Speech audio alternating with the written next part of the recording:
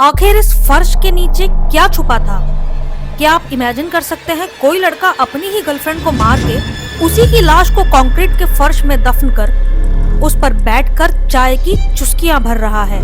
जरा सोच के देखिए, एक डार्क कमरा जिसमें कुछ अगरबत्तियां जल रही हैं और एक लाश पड़ी है और एक शख्स उसी लाश के पास बैठकर चाय पी रहा है। ना तो उसे कोई डर है, ना ही उसे उस लाश की कोई बदबू आ रही है। ये कहानी है उदयन दास की, जिसने अपनी गर्लफ्रेंड को मारकर लोहे के संदूक में उसे डालकर उसे कंक्रीट में दफन करके मार्बल का टेबल बना दिया। आखिर उसने अपनी ही प्रेमिका के साथ ऐसा क्यों किया जिससे वो इतना प्यार करता था और जिसके साथ यूएस जाके शिफ्ट होना चाहता था?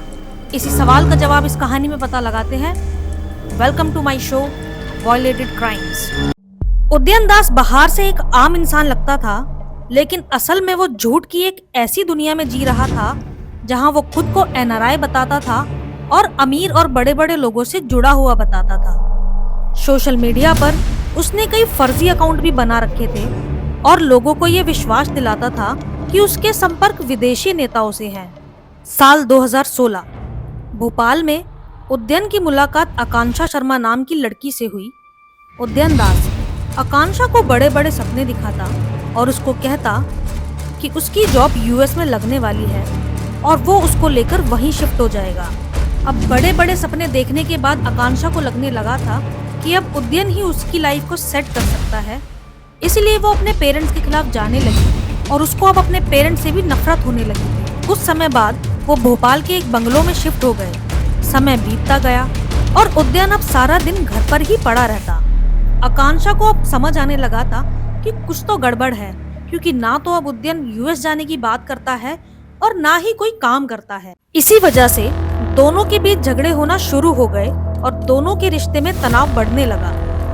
एक दिन गुस्से में आकर उदयन ने आकांक्षा का गला घोंटकर उसकी हत्या कर दी। लेकिन असली खौफनाक कहानी तो इसके बाद शुरू होती है। उदयन ने प्लान बनाया कि अब आकांक्षा की बॉडी को कैसे ठिकाने लगाया जाए। खाली समय में उदयन दिन भर क्राइम रिलेटेड मूवीज और वेब सीरीज देखा करता था और उसी से उसको एक आइडिया आया। वो मार्केट गया।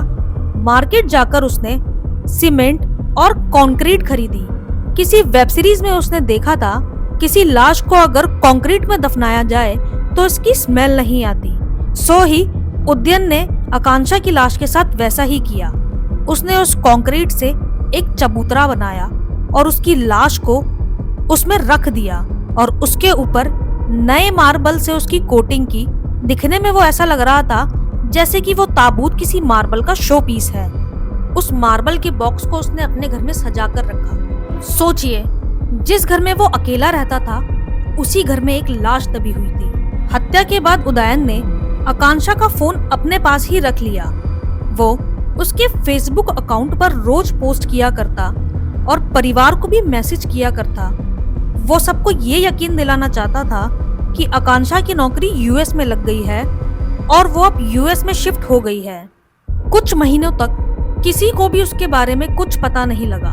वो एक लाश के साथ ऐसे रहता जैसे किसी जिंदा व्यक्ति के साथ रहा जाता है। सारा दिन घर पे पड़े रहकर वो क्राइम फाइल्स और क्राइम रिलेटेड मूवीज देखता। अब सवाल ये है कि सारा दिन घर में पड़े रहने के बावजूद उदयन अपना खर्चा पानी किस तरीके से चला रहा होगा? तो इसके पीछे भी एक बहुत बड़ा राज है। समय बीतने के साथ साथ उसका ये क्राइम पकड़ा गया और पुलिस ने उसको गिरफ्तार किया।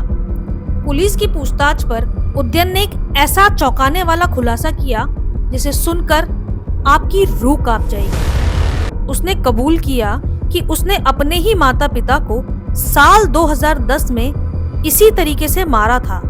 उसने अपने माता पिता की लाश को रायपुर के एक घर के बगीचे में दफना दिया था और लोगों को कहा कि उसके पेरेंट्स न्यूयॉर्क शिफ्ट हो गए हैं। उदयन ने अपने पेरेंट्स के अकाउंट से लगभग 50 लाख रुपए निकाले और उनकी पेंशन से वो लग्जरी लाइफ जीता, बाहर घूमता और ऐश करता। और हैरानी की बात यह है कि किसी को उस पर शक नहीं हुआ।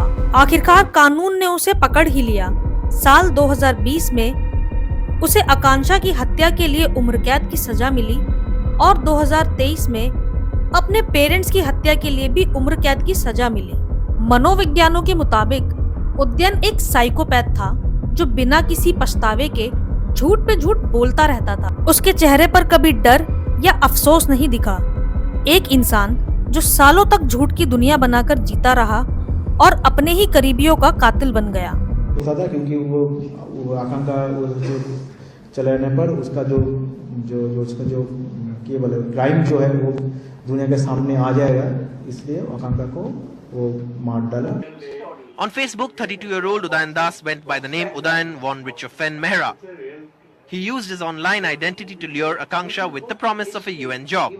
Living in Bhopal, he claimed he was from America and worked at the State Department. Planning all these things, executing his plans, yet having his food, going off to sleep, maintaining the social contacts otherwise is very difficult if it is not pure psychopathic character background. आप क्या सोचते हो? क्या ऐसे लोगों को कभी सुधारा जा सकता है? अपनी राय नीचे दिए गए कमेंट बॉक्स में जरूर दें और ऐसे ही खौफनाक और सच्चे मामलों के लिए चैनल को सब्सक्राइब करें। और अगर आपको ये वीडियो पसंद आई हो तो वीडियो को लाइक करना। Thanks for watching.